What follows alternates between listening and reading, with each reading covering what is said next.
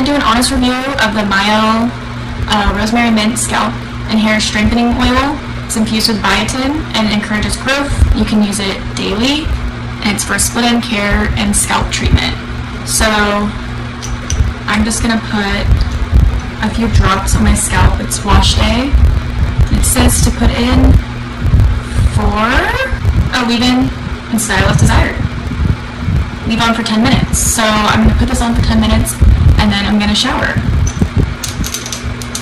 So just this, and then rub that in. I'm also going to use this to rub it in. I would highly suggest buying this and this together because it is a lifesaver to really just get the oil rubbed into your scalp, because sometimes nails just don't do the trick, and this stimulates your scalp. And put your part to the side.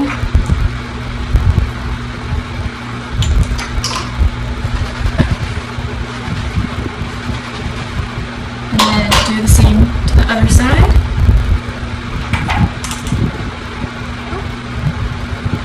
Rub it like that.